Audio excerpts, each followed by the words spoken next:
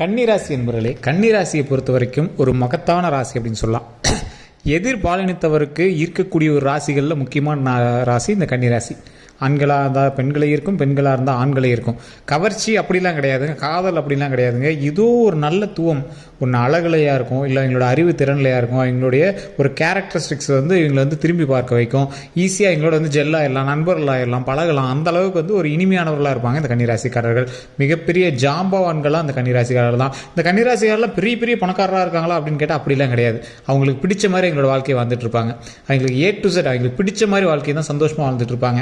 அவ்வளோ சீக்கிரம் திருமணம் நடந்திருக்காது, திருமணம் கொஞ்சம் லேட் திருமணம் தான் நடக்கும். அவங்க நினைச்ச மாதிரி எல்லா விஷயமும் நடந்திருக்குமான்னு பார்த்தா ஏறத்தாழ ஓரளவுக்கு அவங்களால அவங்க நினைச்ச மாதிரி எல்லாமே அச்சீவ் பண்ணிடுவாங்க. ஸோ இந்த மாதிரி நிறைய விஷயங்கள் மனிதர்களுக்கு அப்பாற்பட்ட ஒரு சக்தி இருக்குது அப்படின்னா அந்த சக்திகள் இந்த கன்னிராசிக்கு அதிகமாக வேலை செய்யுது அப்படின்னு சொல்லலாம். கடந்த சில வருடங்களாக இவங்க பட்ட கஷ்டங்கள்லாம் பெருசுங்க, ரொம்ப ரொம்ப பெருசு. நிறைய கஷ்டங்களை பட்டிருப்பாங்க. அவங்களோட கஷ்டங்கள்லாம் எதை நோக்கி இருந்திருக்கும் அப்படின்னா அவங்களோட வாழ்க்கையில் உடல் ரீதியான விஷயங்களும் ரொம்ப அவதிப்பட்டிருப்பாங்க. சின்ன சின்ன மரண பயம் அவங்களை துரத்திருந்திருக்கும். எதுக்கு இப்படி பயப்படுறோம் அப்படின்னே தெரியாமல் ஒரு விஷயத்துக்கு பயப்படுவீங்க. சின்னதாக ஒரு விஷயம் ஏற்பட்டிருக்கும், டாக்டர்கிட்ட போய் பார்ப்பீங்க, அதே மைண்டில் போட்டு உங்களை குழப்பிட்டு வைக்கும். என்னடா இது அப்படியா இப்படியாங்கிற மாதிரி உங்களுக்கு குழப்ப வைக்கும். காரணம் என்னன்னே தெரியல. டாக்டர்கிட்ட போனால் அதெல்லாம் ஒன்றுமே இல்லை, கிளம்புங்கிட்டாங்க, நல்லா தூங்கி எந்திரிங்க அப்படின்ட்டாங்க. ஆனாலும் உள்ளுக்குள்ளே ஒரு ஆன்சைட்டி அப்படின்னு சொல்லுவாங்க. அந்த மாதிரி அந்த பிரச்சனைகள் எல்லாமே உங்களுக்குள்ளே ஒரு மாதிரி இருந்திருக்கும். அந்த பிரச்சனைகள்லேருந்து எல்லாமே விடுபட்டு வர வேண்டிய ஒரு நேரம்.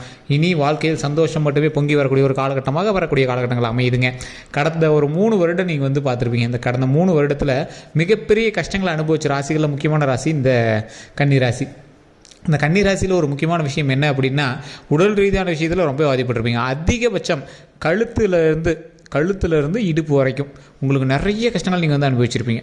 இந்த கஷ்டங்கள்லாம் எதை நோக்கி உங்களை மூவ் பண்ணியிருக்கோம் அப்படின்னா மருத்துவமனையில் கிட்டத்தட்ட ஒரு 3 நாட்கள் உங்களை தங்க வச்சுருக்கும். மூச்சு சம்மந்தப்பட்ட பிரச்சனைகள், பெண்களாக இருந்தால் கர்ப்பப்பை சம்மந்தப்பட்ட பிரச்சனைகள், மாதவிடாய் சம்மந்தப்பட்ட பிரச்சனைகள், ஆண்களாக இருந்தால் மூச்சு சம்மந்தப்பட்டது, சின்ன சின்ன விஷயங்கள் எதுக்குன்னே தெரியாமல் உங்களை அலைய வச்சுருக்கும்.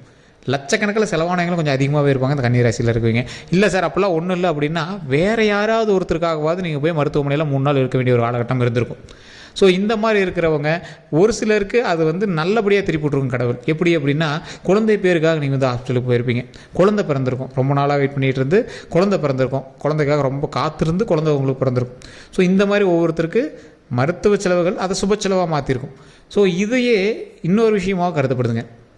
இந்த கன்னிராசி என்பவர்களுக்கு நிறைய நல்ல எண்ணங்கள் உண்டாவதற்கான காலகட்டம். உங்களுக்கு முன்னாடி பார்த்திங்கன்னா மைண்ட் இல்யூஷனுங்கிற மாதிரி சொல்லுவாங்க. 2001 உங்களுக்கு வச்சு செஞ்சுட்ருக்கும், வச்சு அப்படியே தீட்டுன்னு தீட்டிருக்கும். என்னடா வாழ்க்கை இது அப்படின்னு நீங்கள் யோசிக்கிற அளவுக்கு உங்களை வச்சு செஞ்சுட்டு இருந்த சில காலகட்டத்திலேருந்து மகிழ்ச்சியான காலகட்டத்தை நோக்கி நீங்கள் அப்படியே வந்துட்டுருப்பீங்க. இந்த காலகட்டம் உங்களுக்கு எதை பிரதிபலிக்குது அப்படின்னா பிரச்சனையிலேருந்து வெளியே வந்துட்டீங்க. 2024 நீங்கள் உயிர் பிழைச்சதே பெரிய விஷயம்னு கருதக்கூடிய நேரம். அதுக்கே நீங்கள் மகிழ்ச்சி அடைஞ்சிருக்கணும். ஒரு சிலருக்குலாம் அது ரொம்ப நெகட்டிவாலாம் போய் முடிஞ்சிருக்குங்க. இதில் தப்பிச்சு நீங்கள் இந்த வீடியோ பார்த்துட்ருக்கீங்க அப்படின்னா கடவுளினுடைய ஆசீர்வாதம். இந்த கடவுளினுடைய ஆசீர்வாதத்தினால உங்களுக்கு கிடைச்ச இந்த பரிசு இந்த வாழ்க்கை அப்படின்னு சொல்லலாம். இனி வரக்கூடிய காலகட்டங்களில் உங்களுக்கு எப்படி இருக்க போகுது, நடுநிலைமையில் நீங்கள் நிற்கிறீங்க. சார் நீங்கள் சொன்னதெல்லாம் ஓகே தான், 1-2 எங்களுக்கு மேட்ச் ஆகலை, இருந்தாலும் 80% மேட்ச் ஆகுது. ஏன் அந்த 80% மேட்ச் ஆகுது, 20% மேட்ச் ஆகலை? ராசி மட்டும்தான் நீங்கள் கன்னி. காமனாக இப்போ நான் சொல்கிறது பொது ஜாதகம் தான், பொது ஜோதிடம் தான். ராசி மட்டும்தான் நீங்கள் கன்னி. மற்ற ராசிலாம் உங்களுக்கு லக்கினம்னு ஒன்று இருக்குது, அதை மறந்துட்டீங்களே. நட்சத்திரம்னு ஒன்று இருக்குது, அதை மறந்துட்டீங்களே. தசாபுத்தி உங்களுக்கு என்ன நடந்துட்டுருக்குன்னு இருக்கு, அதை மறந்துட்டீங்களே. நீங்கள் பிறந்த இடம், இப்போ இருக்கக்கூடிய இடம், அதை மறந்துட்டீங்களே. ஜோதிடம் அப்படின்னு பார்க்கணுன்னா இது எல்லாத்தையும் பார்த்தா தான் தனிப்படையாக 100% உங்களை பற்றி சொல்ல முடியும். அதுக்கு தான் கீழே கான்டாக்ட் நம்பர் டீட்டெயில்ஸ் கொடுத்துருக்கேன். இல்லை சார் நாங்கள் லோக்கலே ஜோதிடம் பார்த்துக்கிறோம் அப்படின்னா கண்டிப்பாக பார்க்கலாம். கண்டிப்பாக பாருங்கள், தசாபுத்தி என்ன இருக்குது அப்படின்னு தெரிஞ்சுக்கோங்க. அடுத்து நீங்கள் என்ன நடக்கணும் அப்படிங்கிறது கன்ஃபார்ம் தெரிஞ்சிக்க முடியும். சரி சார், இப்போ நீங்கள் நடுநிலைமையில் இருக்கிறீங்க அப்படின்னா இந்த விஷயங்கள் எல்லாமே நடந்துச்சு சார், இனி என்ன நடக்க போகுது அப்படிங்கிறத எங்களுக்கு தெரியணும் அப்படின்னா கூடிய விரைவில் உங்களுக்கு ஒரு லாட்ரி அடிக்கிற அளவுக்கு ஒரு ஜாக்பாட் அடிக்க போகுது. சமீபத்தில் ஒரு தொழிலை விட்டு இந்த தொழிலை தொடங்கியிருப்பீங்க, அப்படின்னா புதிய தொழிலை ஆரம்பிச்சிருப்பீங்க. அந்த தொழில் மூலமாக நல்ல வருமானம் ஈட்டணும் அப்படிங்கிறதுக்காக அதீத முதலீடுகளும் போட்டிருப்பீங்க. அந்த அதீத முதலீடுகள் உங்களை ஒரு இடத்துல அப்படியே கொஞ்சம் ஸ்ட்ரக் பண்ண வச்சுட்டு தான் இருக்கும். இருந்தாலும் ஓரளவுக்கு சமாளிச்சிடலாம் அப்படிங்கிற தைரியத்தோடு நீங்கள் முற்பட்டு செயல்பட்டு இருப்பீங்க. இந்த செயல்பட்டு இருக்கக்கூடிய தருணத்தில் நிறைய தடைகளையும் சின்ன சின்ன தடங்கல்களையும் தேவையில்லாத மனக்குழப்பங்களையும் நீங்கள் சந்திச்சிருப்பீங்க. அந்த மனக்குழப்பங்கள்லேருந்து அப்படியே கொஞ்சம் ரிலாக்ஸாகி வெளியே வரக்கூடிய தருணங்கள். பிரச்சனையிலேருந்து வெளியே வந்துடுங்க. எதையும் மைண்டில் போட்டு குழப்பிக்காதீங்க. எப்பயும் உங்களுக்கு வந்து எல்லா நேரத்துலையும் உங்களுக்கு எது சமமாக இருக்குது, எது வந்து உங்களை காப்பாற்றுச்சு, கடவுள் வந்து உங்களை காப்பாற்றுது. அந்த டைமில் அமைதியாக இருப்பீங்க. அதே அமைதி எப்பயும் நிலைநாட்டுங்க. அதீத காற்று அடிக்கும் போது கூட நீங்கள் ஆடாமல் ஏதோ ஒரு விஷயத்தை இறுக்கி பிடிச்சி நின்றுக்காங்க, கடவுள் காப்பாற்றும்.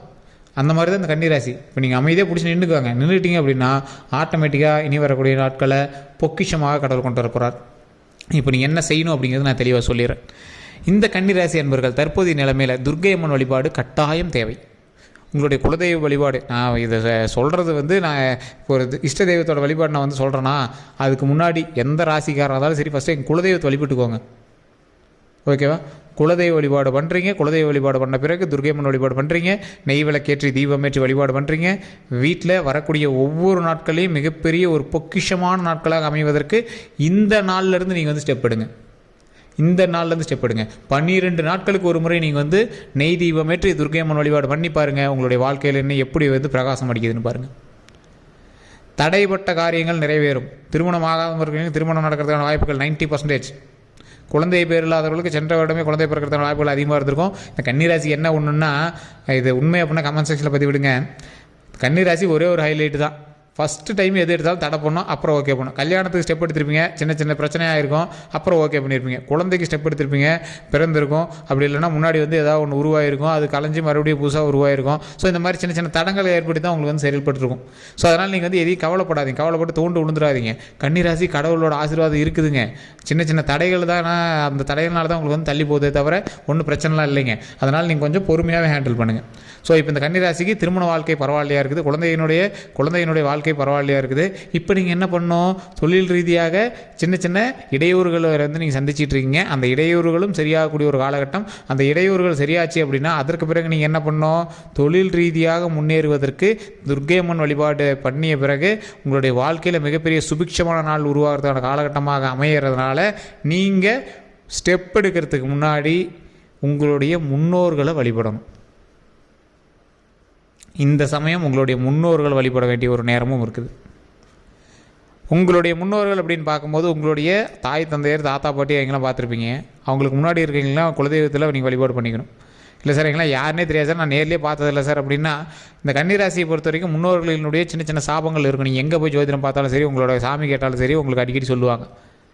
இல்லை சார் அப்போல்லாம் ஒன்றும் இல்லை சார் அப்படின்னா, மூதாதையர்களோட சாபங்கள் உங்களுக்கு இருக்குது அப்படின்னு ஒரு டைம் ஜாதகத்தில் சொல்லிட்டாங்க அப்படின்னா கண்டிப்பாக அதுக்கான நிவர்த்தி குறிப்பிட்ட கோயில்களுக்கு போய் பண்ணணும். அப்படி இல்லையா அவங்களுடைய குலதெய்வ கோயிலில் சிறப்பு பூஜை ஒன்று ரெடி பண்ணி தனியாக கடவுளுக்கு ஒரு தனி இலை போட்டு, அதே மாதிரி தனி இலை உங்களுடைய முன்னோர்களுக்குன்னு ஒரு இடத்துல இலை போட்டு வழிபட்டுட்டு அதை வந்து காக்காய் கொஞ்சம் வச்சுட்டு அங்கே இல்லாதவங்களுக்கு வந்து செஞ்சு கொடுத்துடணும்.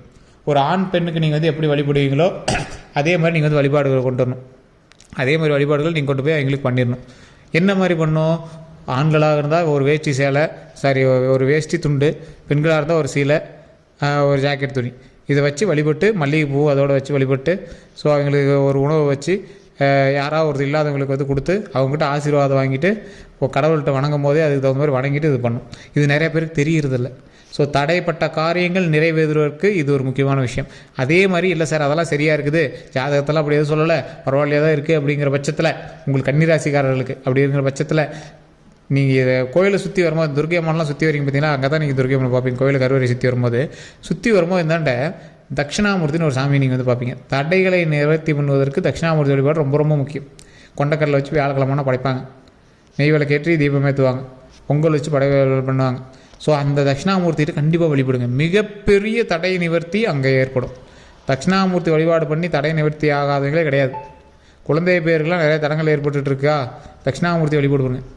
தடைகள் நிவர்த்தி ஆகுவதற்கு தட்சிணாமூர்த்தி வழிபாடு வியாழக்கிழமைகளில் ரொம்ப ரொம்ப சுபிட்சமான ஒன்று. கொண்டக்கடலை வச்சு வழிபடுங்க, நல்லது.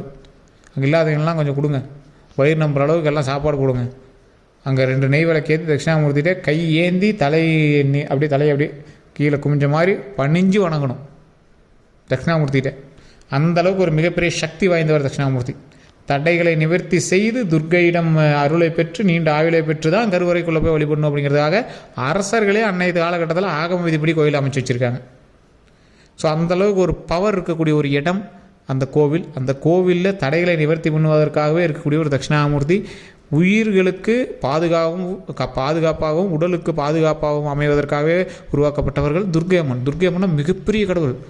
துர்க்கையெல்லாம் குற்றவைன்னு சொல்லுவாங்க. துர்க்கை அம்மன்லாம் மிகப்பெரிய கடவுள். கோவிலை சுற்றி வரும்போது சின்ன சிலையாக வச்சுருப்பாங்க. என்னப்பா சின்ன சிலையாக இருக்குன்னு நினச்சிட்டு வந்துடாதீங்க. அரசர்களுடைய மிகப்பெரிய ஒரு சூழ்ச்சியில் ஒன்றாது. சுற்றி வரும்போது அவங்க மட்டும் வழிபடுற மாதிரி மிகப்பெரிய தெய்வங்கள் எல்லாத்தையும் சிறு தெய்வங்களாக அங்கங்கே வச்சு வழிபட்டுட்டு இருப்பாங்க. அது நிறைய பேருக்கு தெரியறதில்ல. அந்தளவுக்கு சக்தி வாய்ந்த தெய்வங்கள் அவங்களாம். எது கெட்டாலும் நடத்தி கொடுக்கக்கூடிய ஒரு தெய்வங்கள். அதனால் கண்டிப்பாக அந்த தெய்வ வழிபாடு பண்ணுங்கள், மிகப்பெரிய நன்மை உண்டாகும். அதே மாதிரி ஓம் துர்க்கையம்மனை போற்றி, ஓம் துர்க்கையம்மனை போற்றி, ஓம் துர்க்கையம்மனை போற்றி அப்படின்னு மறக்காமல் கமெண்ட் செக்ஷனில் 3 டைம் பதிவிடுங்க. உங்களுக்கு ஏதாவது சந்தேகங்கள் இருக்குது அப்படிங்கிற பட்சத்தில் கீழே டிஸ்கிரிப்ஷனில் நம்பர் கொடுத்துருங்க. ஃபேஸ்புக்கில் பார்த்துருங்க அப்படின்னா ஸ்க்ரீனில் நம்பர் ஓடிட்டுருக்கும். வேறு எந்த ஒரு கருத்துக்களாக இருந்தாலும் மறக்காமல் கமெண்ட் செக்ஷனில் பதிவிடுங்க. நம்ம சேனலை சப்ஸ்கிரைப் பண்ண மாதிரி தான் சப்ஸ்கிரைப் பண்ணி பக்கத்தில் இருக்கிற பெல் பட்டனை ப்ரெஸ் பண்ணி அதில் ஆல் அப்படின்னு கிளிக் பண்ணிக்கோங்க. அதே மாதிரி நீங்கள் ஃபேஸ்புக்கில் பார்த்துட்டீங்க அப்படின்னா கண்டிப்பாக ஃபாலோ பண்ணிக்கோங்க. எல்லோருக்கும் நன்றி நண்பர்களே.